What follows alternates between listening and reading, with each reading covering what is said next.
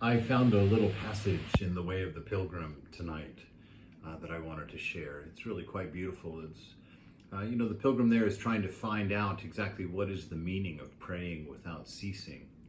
And so he wanders all around the known world at that time, asking different teachers, what does it mean when we're told to pray without ceasing? Anyway, as he was being asked about some of these things, he makes the following statement, which is rather insightful and helpful, actually, for trying to do this task of praying without ceasing. Put on my glasses here for a second. A great many things have happened to me, some good and some bad. It would take a long time for me to be able to tell you all of them. Many of which I have already forgotten, for I have tried especially to remember only such matters as guided and urged my idle soul to prayer.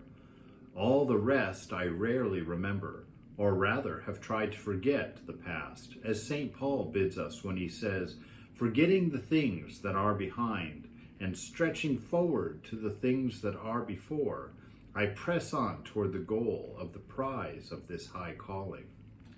My late teacher of blessed memory also used to say that the forces which are against prayer will attack us from both the left and the right.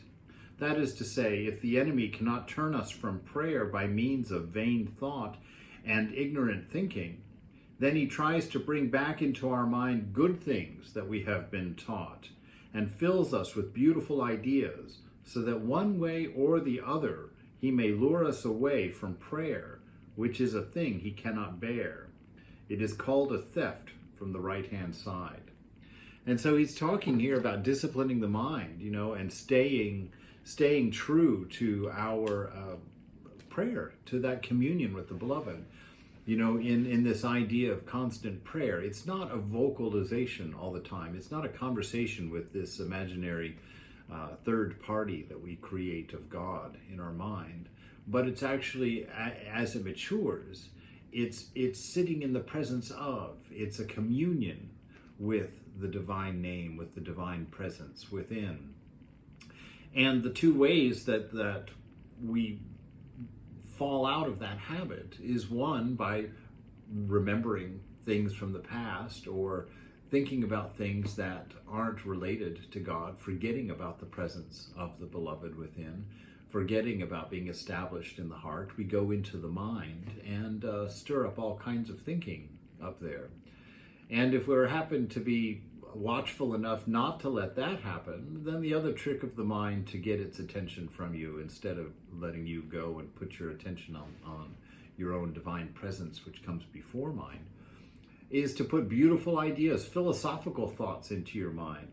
So you begin thinking about spiritual things, surely, but you forget the presence of God, the source of all spirit, that very inner self. And so guard your mind.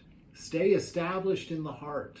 Stay established in the heart. Guard it with the name of God, with your mantra.